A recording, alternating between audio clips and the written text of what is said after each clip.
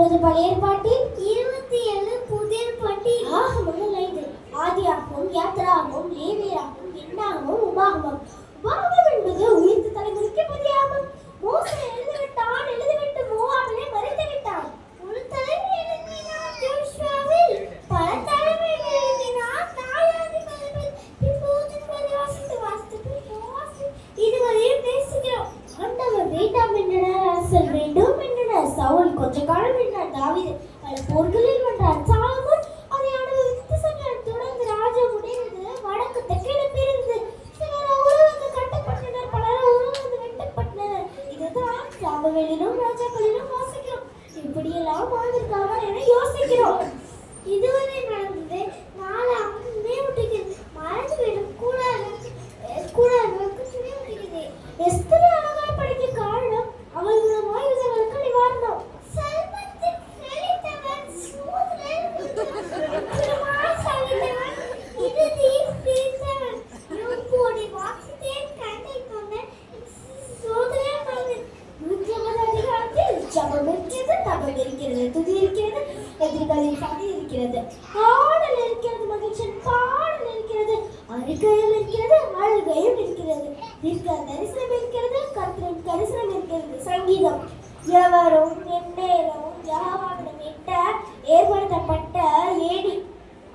நல்லது கெட்டது, மண்ணன் தொட்டது, மண்ணன் சுட்டது, சரியான பட்டது, நீதிமொழிகள் பலவற்றை முறிந்து விட்டான், முடிக்கவில்லை என்று எரிந்து விட்டான்.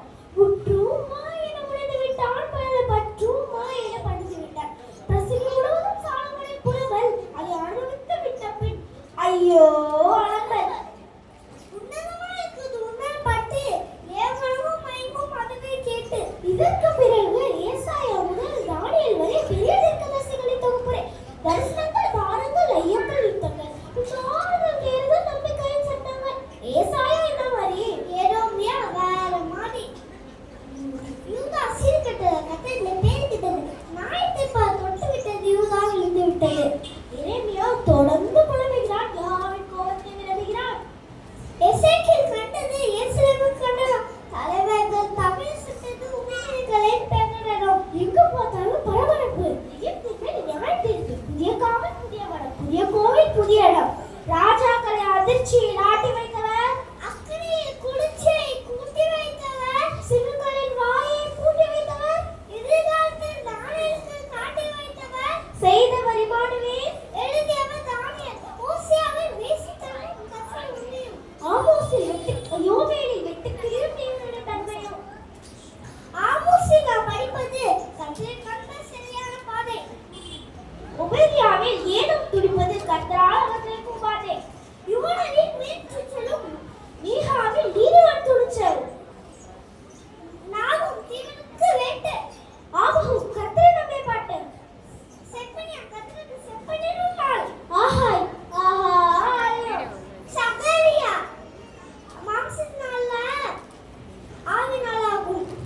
மல்கியா கர்த்தர் மனமாகும். இது எங்கே போய் சொல்ல? தொடர்ந்து பழைய ஏற்பாடு முற்றிற்று, பூமி 400 வருடம் சுற்றிற்று. பின்பு புதிய ஏற்பாடு பற்றிற்று, வாதைகளின் கர்ச்சிப்பு தொற்றிற்று.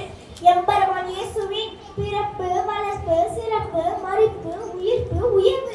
இதுதான் மத்திய மார்க்கு, லூக்கா, யோவான். விசுவாசிப்பவன் பரலோகம் போவான், விசுவாசியாதவன் பாதாளத்திலே சாவான். ஆவியானவர் புவிதனில் வருகை, திருச்சபையிலே புதியதோர் தொழுகை. பவுலிய ஊழிய ஆரம்பம், அகிலமெங்கும் நற்செய்தி பேரின்பம். பவுலி இயக்கம் தொடங்கிற்று, அது 13 கடல்கள் அடங்கிற்று. ரோமன் மனித நீதி விளக்கம், தேவ நீதி அடக்கம். கொரிந்தியர் பவுலுக்கு தனிப்பட்ட வதம், சிறுவர்கள் மேலான சித்தம். கலாத்தியர் பிரமாணத்தை விளக்கு, விசுவாசமே விளக்கு.